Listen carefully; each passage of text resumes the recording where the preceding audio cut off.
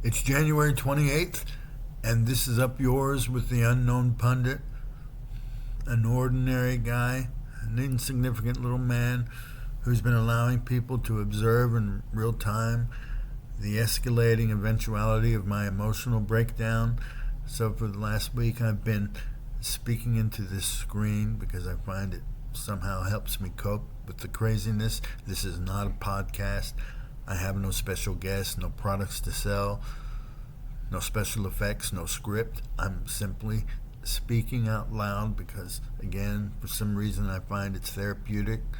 And today I've been dealing with some issues, thinking about how, even though I'm a nobody, I am a grandfather, a parent of two adult children, a father, a son, a brother, an uncle, an American citizen, a friend. I'm all of these things, and I just mention it because as a parent, I can remember occasions as my children were growing up. There were times when they would look me right in the eye and tell me a lie, and especially my son, he's really good at it. But the point is, I tried to express to my children, I didn't try, I did repeatedly.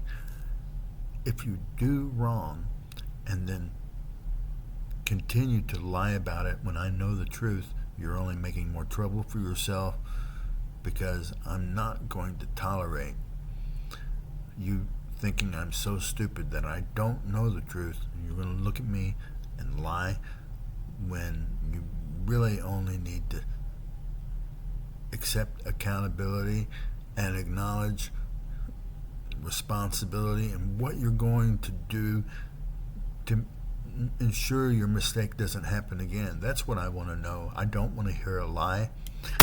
But as a parent, personally, and even in my career, because in my youth I was an investigative journalist.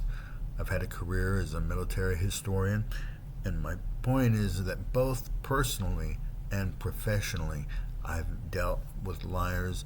I know all people have the propensity to lie for whatever reason, and in some cases they lie to protect themselves of exposing a vulnerability or some wrongdoing. It's about self-preservation. Other times they lie to maybe help a friend, an ally who they don't want to see get hurt. So we have those kind of liars, and I know that. I've accepted that. What I can't accept are the people that lie for their own enrichment so that they can benefit, even when the lie means hurting others. These are the worst kind of scum to me, sleaze. And this is what I've been seeing take place with Trump's administration, because they continue to want to lie even when we know the truth of what's happened, especially in Minnesota, where the murder of Renee Nicole Good, Alex Pretty, Kristi Noem, the dog-killing brunette bimbo dipshit who runs our Department of Homeland Security, has the nerve to stand up in front of America and make claims that the murder of Alex Pretty and Renee Nicole Good were somehow deserved, despite the fact that all of the evidence indicates otherwise, as if we're too stupid to know what we saw. You want to continue lying about it instead of owning up to your mistakes. The good news for me is that Greg Bovino seems to be on the way out. He was the guy commanding the militarized band of Black Mask that are murdering, that horror show that's been unfolding around the country, especially in Minnesota. This guy seems on the way out, and hopefully Kristi Noem will be next, because it's not enough that you're a liar. You're so poor at lying, and we know the truth, and yet you want to keep standing in front of us and telling us something different. I wouldn't give it a pass as a parent. I don't know about other parents. How about when your kids just look you straight in the face and tell you something that you know isn't true?